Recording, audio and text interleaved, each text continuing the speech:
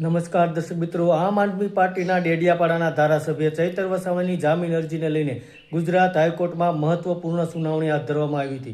જોકે હાઈકોર્ટે આ કેસની સુનાવણી સોમવાર સુધી મુલતવી રાખી છે. તો આગામી સોમવારે હાઈકોર્ટ ચૈતર વસાવાના જામીન અંગે પોતાનો આખરી ચુકાદો આપી શકે છે, જેને લઈને રાજકીય ક્ષેત્રે ભારે ઉત્સુકતા જોવા મળી રહી છે. તો વનકર્મી પર હુમલો અને હવામાં ફાયરિંગના કેસમાં ચૈતર વસાવાને 7 વર્ષની સજા કરવામાં આવી હતી. તો ચૈતર વસાવા સામે નર્મદા જિલ્લામાં વન વિભાગના કર્મચારી પર હુમલો કરવા, ધમકી આપવા તેમજ રંગેહાથ ફાયરિંગ કરવા બદલ ગંભીર ગુનો નોંધાયો હતો. આ ચર્ચાસ્પદ કેસમાં નીચલી અદાલતે તેમને કસૂરવાર ઠેરવીને 7 વર્ષની જેલની સજા ફટકારી હતી. તો આ સજા સામે અને જામીન મેળવવામાં તેમણે ગુજરાત હાઈકોર્ટના દ્વાર ખખડાવ્યા હતા. સોમવારે આ મહત્વપૂર્ણ ચુકાદો આવી શકે છે.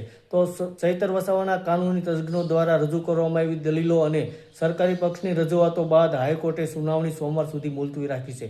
તો કાનૂની નિષ્ણાતોના મતે સોમવારે યોજાનારી સુનાવણી દરમિયાન હાઈકોર્ટ દ્વારા જામીન અરજી પર અંતિમ નિર્ણય કે આદેશ સંભળાવવામાં આવી શકે છે. તો સોમવારના ચુકાદા પર જ ચૈતર વસાવાની જેલ મુક્તિ કે જેલવાસનો આધાર રહેલો છે. ધન્યવાદ દર્શક મિત્રો.